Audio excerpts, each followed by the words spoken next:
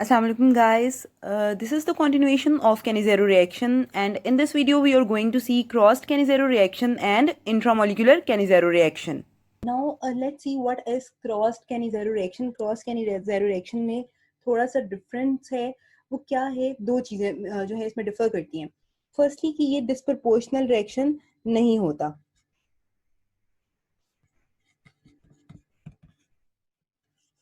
This is not a disproportional reaction. Second क्या होता है कि उसके अंदर आप देखो, अगर आपको मैंने करवाया कैनिज़ारो, तो मैंने दोनों 2 मोल्स लिए थे सेम एल्डिहाइड के. यानी कि मैंने फॉर्मेल्डिहाइड अगर यूज किया तो मैंने दोनों 2 मोल्स यूज किए फॉर्मेल्डिहाइड के. फॉर्मेल्डिहाइड की मॉलिक्यूल की ऑक्सीडेशन हुई और फॉर्मेल्डिहाइड की मॉलिक्यूल की रिडक्शन हुई. लेकिन क्रॉस्ड कैनिज़ारो रिएक्शन के अंदर हम क्या करते हैं? क्रॉस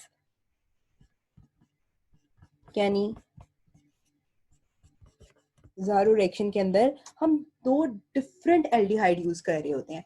ठीक है. और बेसिकली इसको आप ये भी कह सकते हो कि this cross Cannizzaro reaction is application of Cannizzaro reaction.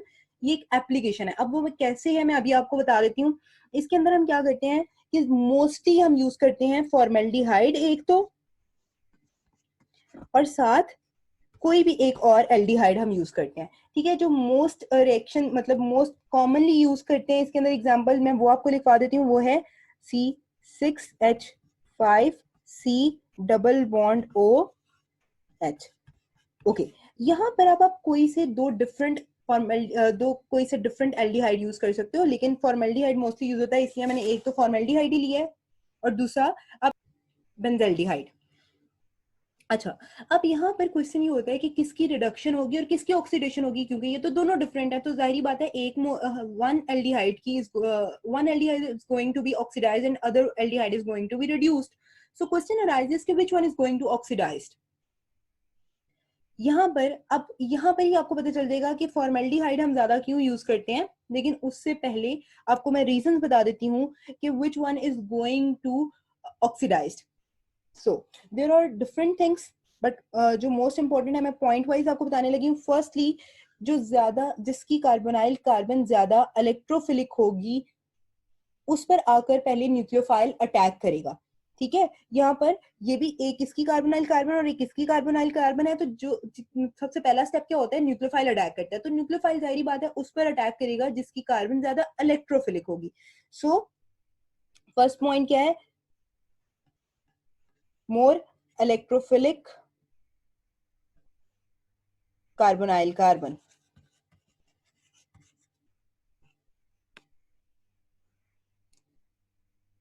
Yeah, more electrophilic carbonyl carbon will be more susceptible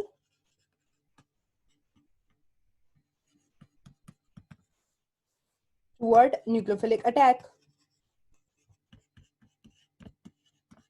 first point. Second किस चीज पर है? सेकंड कैसे आप कह सकते हो कि जिसका भी अब आप देखो तो जो जहां पर मैंने आपको पहले जब मैकेनिज्म करवाया है तो मैंने आपको बताया कि जिसकी ऑक्सीडेशन होती है ना, जिसके ऊपर आकर न्यूक्लियोफाइल अटैक करता है, उस एल्डिहाइड का हमारे पास कार्बोक्सिलेट बनता है. ठीक है. यही मैंने आपको बताया था कि उसका बनता है कार्बोक्सिलेट, जो कि आइदर फिर कार्बोक्सिलिक एसिड में कन्वर्ट हो जाता है या सॉल्ट ऑफ एसिड में कन्वर्ट हो जाता है. सो कार्बोक्सिलेट बना, तो जिसका कार्बोक्सिलेट ज्यादा स्टेबल होगा, ठीक है, वो मोर इजीली ऑक्सीडाइज होता है. तो जाहिर बात है जो चीज ज्यादा इजीली ऑक्सीडाइज हो रही है वो ही ऑक्सीडाइज होगी. सो मोर स्टेबलाइज द कार्बोक्सिलेट आयन. अब दोनों तरह के एल्डिहाइड का कार्बोक्सिलेट आयन बनाओगे और आप देखोगे कि किसका ज्यादा स्टेबल है. ठीक है.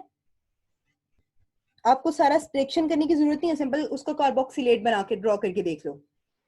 मोर स्टेबलाइज द कार्बोक्सिलेट आयन. उसके रिजल्ट में क्या होगा? More easily it will oxidise.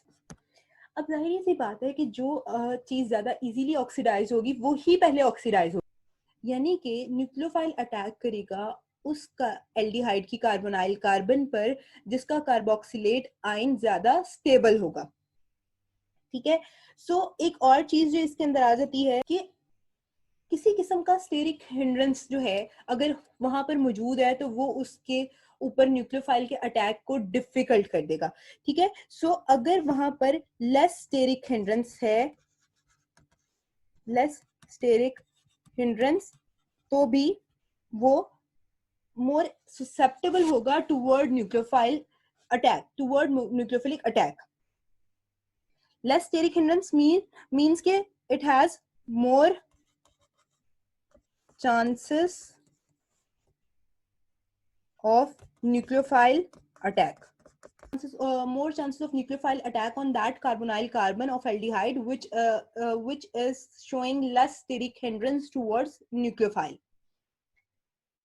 ठीक है, अब इन सारे पॉइंट्स को जहन में रखते हुए आप वापस चले जाओ इक्वेशन के ऊपर और अब आप देखो और मुझे बताओ कि इन दोनों में से उन पॉइंट्स पर कौन पूरा उतरता है। Let's start with the steric hindrance. यहाँ पर कोई बल्कि ग्रुप नहीं है, अगर जबकि यहाँ पर आर अटैच है, अराइल ग्रुप अटैच है, सो दैट्स मीन कि यहाँ पर इसको किसी किस्म की स्टेरिक हिंड्रेंस फेस नहीं करनी पड़ी।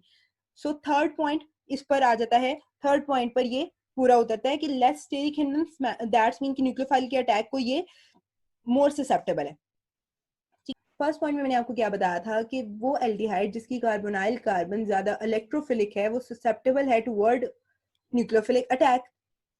तो इन दोनों में से यहाँ पर इसकी कार्बन जो बेंजल्डिहाइड की कार्बन है वो लेस इलेक्ट्रोफिलिक है, क्योंकि यहाँ पर उसको जो आपका फिनाइल ग्रुप है वो उसको वाया रेजोनेंस कम इलेक्ट्रोफिलिक बना रहा है उस, ठीक है। जबकि यहाँ पर ये जो इलेक्ट्रोफाइल, ये जो कार्बन है ये मोर इलेक्ट्रोफिलिक है, क्योंकि इसके पास दोनों साइड्स पर हाइड्रोजन अटैच है, ना तो यहाँ पर किसी किस्म का इंडक्टिव इफेक्ट आ रहा है, ना यहाँ पर रेजोनेंस इफेक्ट है। So because of this carbon is more electrophilic, ठीक है। In other word this is more reactive toward nucleophile attack.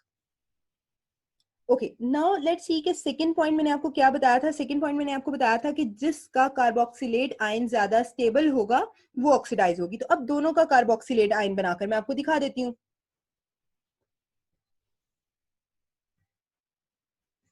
HC double bond O negative, ये फॉर्मेल्डिहाइड का कार्बोक्सिलेट आयन। अब दूसरी तरफ मैं आपको बेंजल्डिहाइड का कार्बोक्सिलेट आयन बनाकर दिखा देती हूँ, 10 C double bond O negative. So अब आप देखने में तो कहोगे कि मैम यहाँ पर रेजोनेंस है, so this should be more stable. But अब यहाँ पर होता क्या है, ये देखो कि यहाँ पर हो रही है क्रॉस कॉन्जुगेशन। क्रॉस कॉन्जुगेशन की वजह से इसकी स्टेबिलिटी कम हो जाती है। अब क्रॉस कॉन्जुगेशन क्या है, O नेगेटिव क्या चाहता है कि ये अपने इलेक्ट्रॉन्स यहाँ पर शिफ्ट करे और एज अ रिजल्ट ये वाले जो कार्बोनाइल के अंदर पाई इलेक्ट्रॉन है ये शिफ्ट हो जाए ऑन दिस ऑक्सीजन, ठीक है। इसको मैं डिफरेंट कलर से शो कर देती हूँ, ग्रीन से। ये शिफ्ट हो जाएंगे एज अ रिजल्ट इस ऑक्सीजन पर, ठीक है। अब ये तो हो रहा था O नेगेटिव की वजह से। अब देखो जो रेजोनेंस वाला स्ट्रक्चर है जो C6H5 है, उसमें देखो वो क्या कर चाहता है कि ये इलेक्ट्रॉन शिफ्ट हो यहाँ पर, ठीक है। और इसके रिजल्ट में भी ये C डबल बॉन्ड O वाले जो पाई इलेक्ट्रॉन्स हैं ये शिफ्ट हो जाएंगे ऑन ऑक्सीजन। सो दोनों के केसेस में दोनों रेड एरोज के रिजल्ट में ग्रीन एरो ने अकर होना है। दोनों के रिजल्ट में ये जो पाई इलेक्ट्रॉन्स हैं इन्होंने शिफ्ट होना है ऑन दिस ऑक्सीजन। अब क्या हो रहा है, दोनों के बीच में C डबल बॉन्ड O के लिए कंपीट कर रहे हैं, ठीक है। दो ये चाहे वो C डबल बॉन्ड C वाले पाई इलेक्ट्रॉन्स हैं या वो O नेगेटिव वाले इलेक्ट्रॉन्स हैं, दोनों कंपीट कर रहे हैं C डबल बॉन्ड O के पाई इलेक्ट्रॉन्स के लिए। So because of this competition ये क्या हो रहा है कि डिस्टेबलाइज्ड हो रहा है। इस इफेक्ट को कहते हैं क्रॉस कॉन्जुगेशन। अच्छा, अब इस स्टेबिलिटी को हम डिक्रीज भी कर सकते हैं, वो मैं आपको बाद में बताती हूँ कैसे करते हैं। कि this carboxylate ion is more stable then carboxylate ion of benzaldehyde. So that's why तीनों पॉइंट्स को जब आपने टैली किया तो आपको पता चला कि फॉर्मेल्डिहाइड की ऑक्सीडेशन होगी, यानी कि फॉर्मेल्डिहाइड आइदर कार्बोक्सिलिक एसिड या सॉल्ट ऑफ एसिड में कन्वर्ट होगा। सो यानी कि न्यूक्लियोफाइल अटैक होगा फॉर्मेल्डिहाइड पर। सो अब इससे आप देखो तो अब इधर आपको इसकी एप्लीकेशन भी समझ आ जाएगी कि पहले क्या होता था कि अगर हम लोगों ने अल्कोहल ऑब्टेन करना है एल्डिहाइड से, ठीक है, तो we are always going to get 50% alcohol. अगर हम दोनों मॉलिक्यूल्स फॉर्मेल्डिहाइड के यूज कर रहे होते तो उसके रिजल्ट में हमारे पास क्या होता, 50% का क्या बनता है, आइदर सॉल्ट, एसिड का सॉल्ट, या फिर बताते खुद एसिड, डिपेंड्स कि आप उसकी प्रोटोनेशन करवा रहे हो या नहीं करवा रहे। और सेकेंड हमारे पास क्या बनता है, 50% अल्कोहल। सो अल्कोहल की यील्ड हमारे पास कम हो जाती है। अब यहाँ पर आती है कैनिज़ेरो की एप्लीकेशन कि हम लोग क्या करते हैं कि दो डिफरेंट एल्डिहाइड यूज करते हैं, और ज्यादातर मैंने आपको बताया मोस्टली क्या करते हैं, फॉर्मेल्डिहाइड। उसको यहाँ पर फॉर्मेल्डिहाइड हम यूज कर रहे होते हैं एज अ सेक्रीफिशियल एजेंट। अब क्या होता है कि जब हमने सेक्रीफिशियल एजेंट यूज किया तो उसके रिजल्ट में यहाँ पर क्या होगा, हमें जो सेकेंड एल्डिहाइड हमने यूज किया जिसका हमें अल्कोहल चाहिए, वो हमें प्योरली अल्कोहल ही देगा। उसका कोई भी जो मॉलिक्यूल है, आइदर तो वो 100%, ऐसा भी हो सकता है कि वो 100% यील्ड दे अल्कोहल की, लेकिन अगर वो भी कन्वर्ट होता है इनटू कार्बोक्सिलिक एसिड या सॉल्ट ऑफ कार्बोक्सिलिक एसिड, तो वो बहुत माइन्यूट क्वांटिटी में होगा। लेकिन सिंपल वर्ड्स में कि हमें अल्कोहल की यील्ड जो है वो ज्यादा मिलेगी।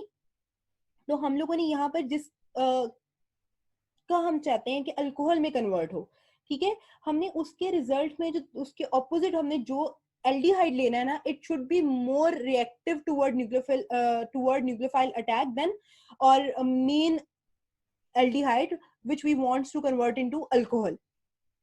Okay, so let's start the mechanism. इसमें भी हम लोगों ने क्या किया, इसका रिएक्शन करवाया with concentrated NaOH.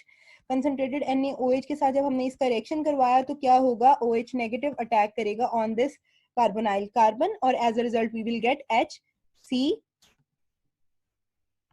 Negative OH and H. Then again यहाँ पर क्या होगा, रिवर्सिबल रिएक्शन होगा, ये भी रिवर्सिबल रिएक्शन है, and we will get dianion.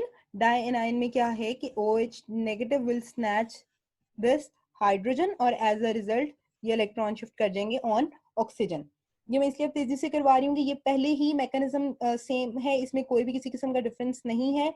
we will get HCO negative, O negative and H, that is dianion.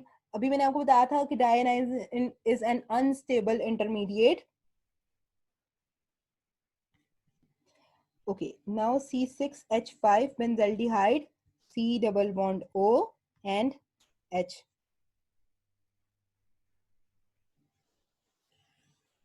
ये यहाँ शिफ्ट हो जाएगा और एज अ रिजल्ट ये इलेक्ट्रॉन्स चले जाएंगे on oxygen, and we will get H C double bond O negative plus यानी कि carboxylate ion, along with that we will get C6H5 CO negative H and H, alkoxide ion. अब alkoxide ion जो है वो react करेगा with water and उसकी हो जाएगी protonation, and we will get alcohol.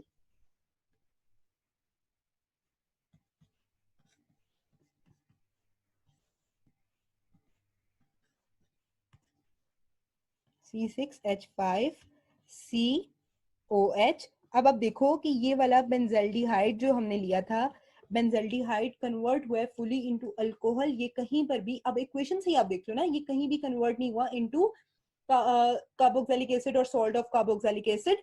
जबकि अब हमारे पास यहाँ पर डाइएनाइन से हमारे पास जो आया था कार्बोक्सिलेट आयन, ये कार्बोक्सिलेट आयन अगर तो रिएक्ट करता है विद एक्वस एसिड के साथ, हम इसका एसिड वर्कअप करवाते हैं, तो then we will get carboxylic acid. यानी कि आप इसको इस तरह से भी लिख सकते हो कि HCO negative double bond O, अगर तो हम इसकी करवाते हैं एसिड वर्कअप।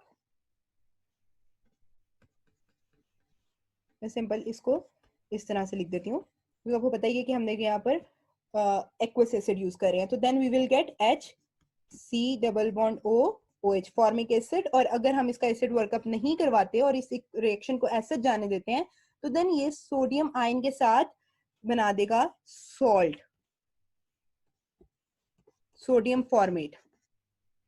ठीक है, सो अब मैंने आपको कहा था कि मैं आपको बताऊंगी कि किस तरह से हम लोग हमारे पास जो बेंजल्डिहाइड था उसको उसके कार्बोक्सिलेट आयन को लेस डिस्टेबलाइज कर सकते हैं। इन अदर वर्ड्स कि हम उसको किस तरह से स्टेबलाइज कर सकते हैं। किस तरह से मैं इसको स्टेबलाइज कर सकती हूँ कि अगर इसके अंदर से मैं क्रॉस कॉन्जुगेशन को निकाल दूं।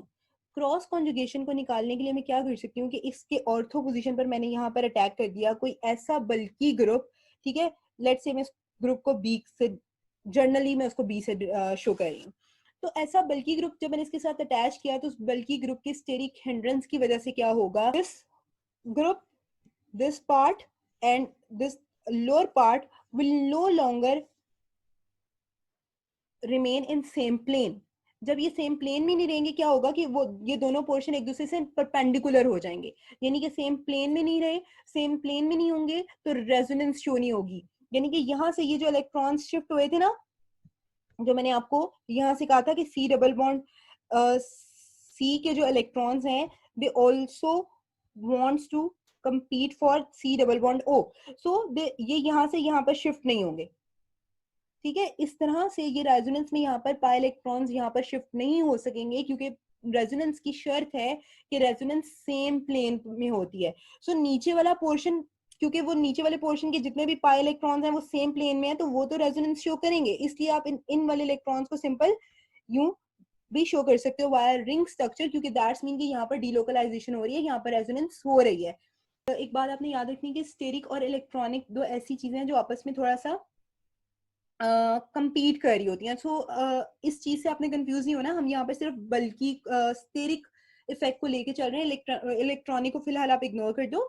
सो अगर हम लोग इसके साथ बी, अगर हमारा बी क्या है, आई है, ठीक है, अगर यहाँ पर हेलोजन की एग्जांपल में लेकर चल रही हूँ, अगर हमारा बी क्या था, बी इज इक्वल टू आई है, या बी क्या है, बी आर की इक्वल है, या फिर फ्लोरीन एंड फ्लोरीन ये लगे हुए हैं, तो यहाँ पर सबसे ज्यादा स्टेबल कौन सा होगा, ठीक है, which structure will be more stable, कि अगर बी आई है तब वो सबसे ज्यादा स्टेबल है या एफ है तब वो सबसे ज्यादा स्टेबल है।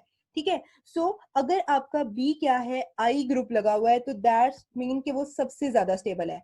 अगर उसके बाद बी आर और देन कम्स एफ, तो स्टेबिलिटी क्या है, इस साइड पर इंक्रीज हो रही है। ठीक है, on the basis of steric hindrance बात हो रही है, जो जितना ज्यादा उसको प्लेन से आउट ऑफ द प्लेन कर देगा वो उतना ज्यादा, मतलब वो बल्कि है उसको आउट ऑफ द प्लेन, मोर उसने आउट ऑफ द प्लेन कर दिया, उसने उसकी स्टेबिलिटी को और ज्यादा इंक्रीज कर दिया।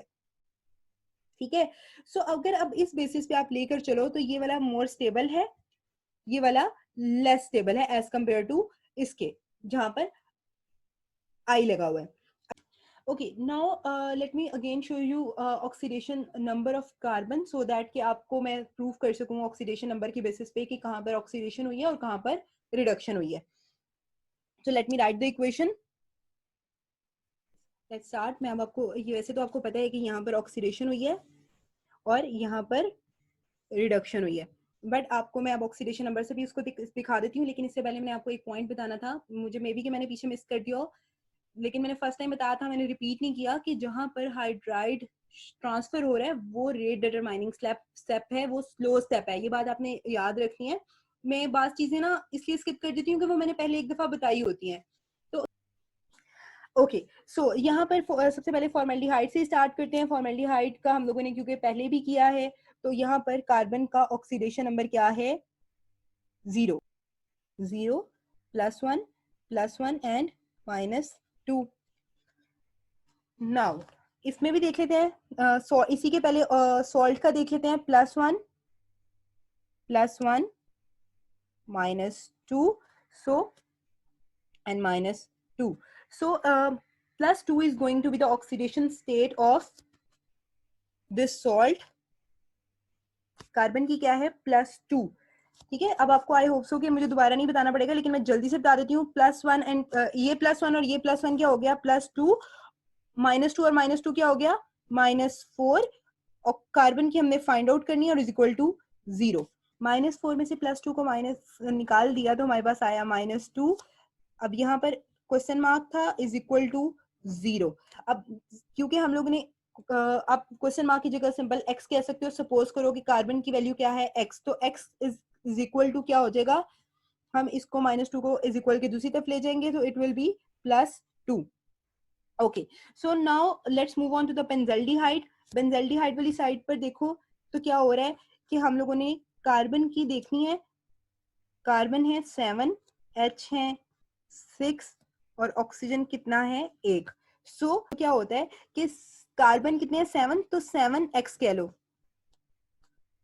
हाइड्रोजन कितने हैं टोटल 6, तो +6 and oxygen -2 is equal to क्या है 0. हो जाएगा, वैल्यू आ जाएगी आपके पास +4 और यहाँ पर 7x is equal as such नीचे आ जाएगा और is equal to 0.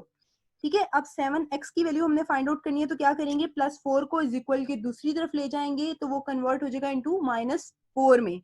So 7x क्या है, 7x इज इक्वल टू -4. तो अब हम लोग इसमें से इंडिविजुअल एक एक कार्बन की नहीं निकालते, हम सिंपल कह देते हैं कि सारे कार्बन की कलेक्टिव ऑक्सीडेशन स्टेट क्या है, ऑक्सीडेशन नंबर क्या है -4. सो कार्बन क्या आ गया -4. अब दूसरी तरफ देखो तो यहाँ पर कार्बन की तो अल्कोहल का मैं करवाने लगी हूँ, ठीक है आपको. तो यहाँ पर क्या है 7, देखो कार्बन 6 और 7, कार्बन 7 ही रहे तो 7x ही आनी है यहाँ पर भी वैल्यू, तो हम दोनों 7x की वैल्यूज को आपस में कंपेयर कर लेंगे. इस वजह से हम अलग अलग कार्बन की नहीं निकाल रहे, हम 7x की वैल्यू को कंपेयर करेंगे 7x की वैल्यू के साथ. ओके, सो 7x कार्बन की वैल्यू है. हाइड्रोजन की वैल्यू कितनी है 5, 6, 7, 8, टोटल 8 हाइड्रोजन है. तो so +1 into 8 is equal to +8. Oxygen एक ही है तो -2 आ गया इज इक्वल टू 0. 7x और +8 -2 इज इक्वल टू क्या हो जाएगा, यानी कि अभी मैं सिर्फ इस वैल्यू को सॉल्व कर रही हूँ तो हमारे पास आ जाएगा +6. ठीक है ना, +8 में से 2 को माइनस कर दो तो हमारे पास वैल्यू आती है +6 इज इक्वल टू 0. सो इस 7x की वैल्यू को निकालने के लिए क्या करेंगे, +6 को इज इक्वल के दूसरी तरफ ले जाएंगे, ये कन्वर्ट हो जाएगा इनटू -6. सो अब पहले नीचे वाली साइड को देख लो, इक्वेशन के लोअर हाफ को देख लो, हाफ रिएक्शन है ना ये. सो यहाँ पर क्या हो रहा है कि 0 कन्वर्ट हो रहा है इनटू +2 में, यानी कि इसने 2 इलेक्ट्रॉन लूज कर दिए हैं. यहाँ पर लॉस ऑफ इलेक्ट्रॉन हो रहा है, कितना इलेक्ट्रॉन्स का, 2 इलेक्ट्रॉन का लॉस ऑफ इलेक्ट्रॉन्स हो रहा है. यहाँ पर क्या हो रही है, ऑक्सीडेशन. अब ऊपर वाले हाफ को आप देखो तो वहां पर क्या हुआ, आपकी वैल्यू -4 से कन्वर्ट होगी इनटू -6. सो हम यहाँ पर ये नहीं देखेंगे कि बिगर वैल्यू कौन सी है, यहाँ पर हम देखेंगे कि which value is more negative. तो -6 की वैल्यू क्या है, मोर नेगेटिव है, यानी कि 2 टाइम्स मोर नेगेटिव है देन -4 से. ठीक है, सो यानी कि यहाँ पर क्या हुआ है, इसने 2 इलेक्ट्रॉन्स को गेन किया है. तो यहाँ पर क्या हुआ है, 2 इलेक्ट्रॉन्स का गेन हुआ है, that's mean in other words यहाँ पर रिडक्शन हुई है. ठीक है, सो हमारा बेंजल्डिहाइड रिड्यूस हो गया इनटू अल्कोहल और हमारा फॉर्मेल्डिहाइड क्या है, ऑक्सीडाइज हो गया into salt of carboxyl salt of formic acid में. So convert into sodium formate. ठीक है गाइस, सो अब आप यहाँ पर देखो तो यहाँ पर मैंने आपको कहा था ये डिस्प्रपोर्शनल रिएक्शन नहीं है, वो आपके सामने है. कैसे प्रूव हुआ कि यहाँ पर आप देख लो कि इसके अंदर एक स्पीशी के अंदर ऑक्सीडेशन हो रही है और दूसरी स्पीशी के अंदर रिडक्शन हो रही है, सेम के अंदर ही ऑक्सीडेशन या रिडक्शन नहीं हो रही. So crossed Cannizzaro is not a disproportional reaction, ये आपको एमसीक्यूज के अंदर आ सकता है, so keep it in mind. अब आज का हमारा जो लास्ट है वो इन दोनों का मिक्सचर है, उसमें क्या होता है, intramolecular Cannizzaro reaction.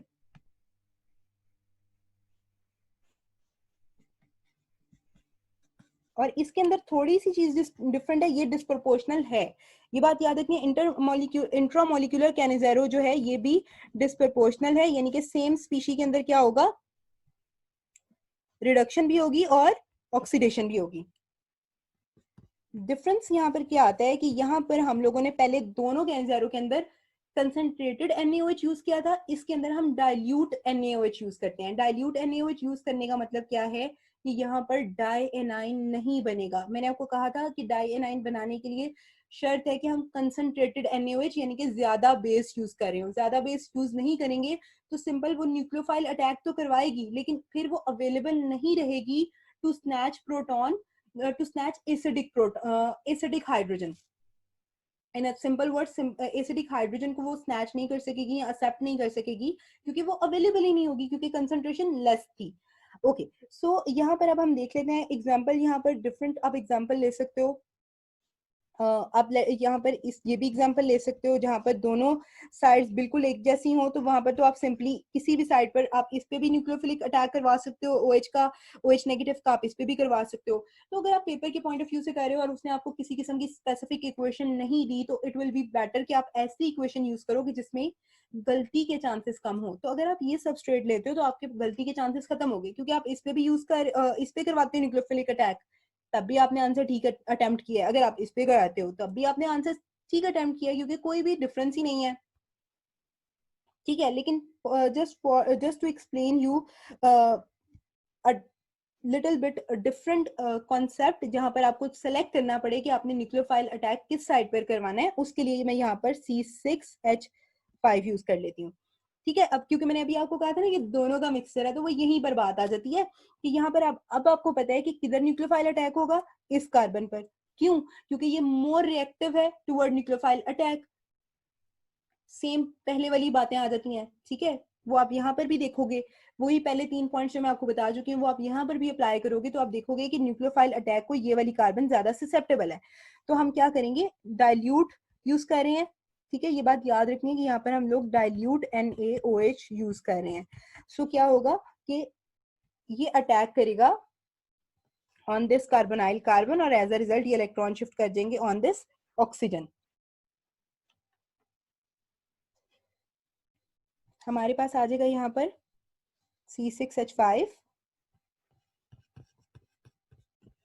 C double bond O, CO negative and H and OH। ठीक है, अच्छा मैं बार बार ये मिस्टेक कर देती हूँ गाइस, प्लीज आप लोग ये रिपीट ना करना, ये रिवर्सिबल रिएक्शन है। ओके, सो पहले क्या होता था, पहले हमेशा क्या होता था कि यहाँ से ये वाला H जो है इसको आकर एक और बेस का मॉलिक्यूल जो है वो स्नैच कर लेता था, इसको एक्सेप्ट कर लेता था, और पीछे हमारे पास O नेगेटिव बचता था, यानी कि डायनाइन फॉर्मेशन हो जाती थी। लेकिन यहाँ पर क्योंकि हम डाइल्यूट NaOH यूज कर रहे हैं, और डाइल्यूट NaOH जो है वो डायनाइन की फॉर्मेशन नहीं करवा सकता, क्योंकि there is not enough base to form dianion. अच्छा, अब क्या होगा, यहाँ पर अब आ जाता है हाइड्राइड शिफ्ट। ठीक है, और आपको मैंने बताया था कि hydride shift is a slow reaction.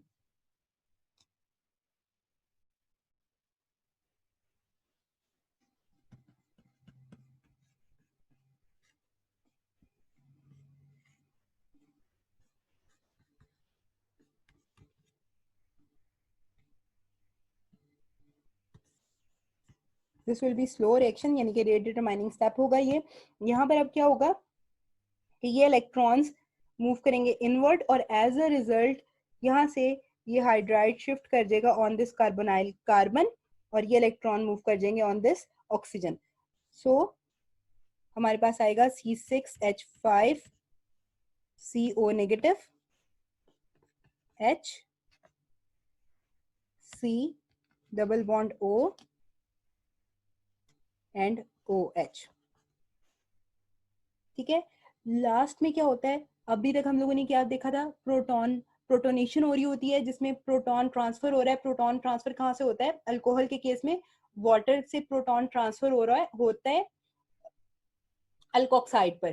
तो अल्कोक्साइड की प्रोटोनेशन हो रही होती है in the presence of water, और वाटर के पास जो वाटर फॉर्मेशन में प्रोटॉन इन्वॉल्व होता है वो कहाँ से आ रहा होता है, from the first step. First step में एक एल्डिहाइड से जाता है हाइड्रोक्साइड के साथ और वाटर की फॉर्मेशन करता है, और बाद में इस स्टेप पे क्या होता है, अल्कोक्साइड उसी वाटर से वो प्रोटॉन एक्सेप्ट कर लेते हैं। तो इन अदर वर्ड्स आप उसको प्रोटोनेशन भी कह सकते हो या प्रोटॉन ट्रांसफर कह देते हो।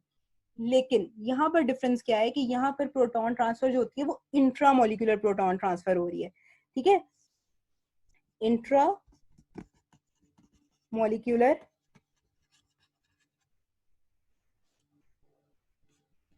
Proton transfer. ओके, सो अब मैं यहाँ पर आपको सिर्फ यहीं पर चेंज करके दिखा देती हूँ। मैं इस OH को खोलकर लिखने लगी हूँ।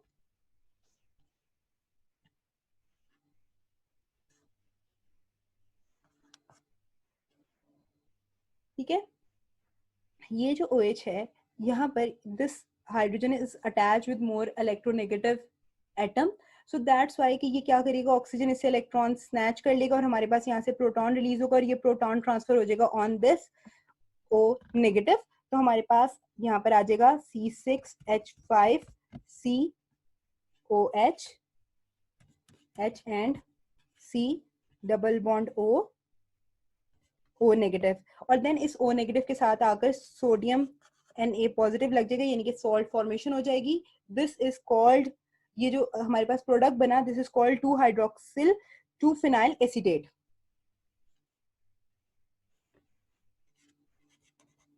2 हाइड्रोक्सी 2 फिनाइल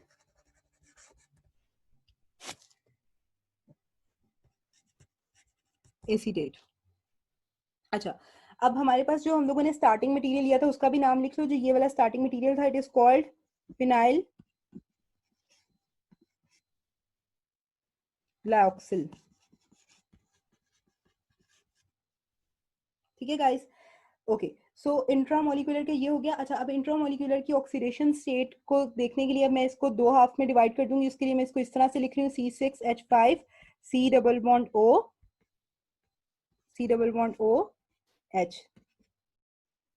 ठीक है, इस तरह तरीके से दो हाफ में डिवाइड हो गया ना, ये एक ऊपर वाला और एक नीचे वाला। अच्छा, अब क्या हो रहा है, ये कन्वर्ट हो रहा है इसी तरह। मैं ऊपर वाले हाफ को कन्वर्ट कर देती हूँ। C6 ये कन्वर्ट हुआ था, ये देख लो आप, ये कन्वर्ट हुआ है इनटू OH और H। इस C के साथ आके लग गया है OH और H,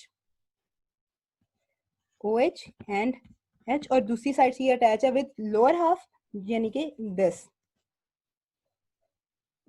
C double bond O, और यहाँ पर ये कन्वर्ट हो जाता है इनटू O नेगेटिव Na के साथ। अब ये लग गया इधर O नेगेटिव, या सिंपल इसको ONA लिख लो आप, क्योंकि नेगेटिव और प्लस नेगेटिव माइनस नेगेटिव एक जैसा है तो न्यूट्रल हो जाता है ना। अच्छा, अब मैं आपको सिंपल, आई होप सो कि आपको अभी तक निकालना आ गया होगा इनकी ऑक्सीडेशन नंबर। सो 7x टोटल जो है हमारे पास नंबर ऑफ हाइड्रोजन वो कितने हैं, ये देखो।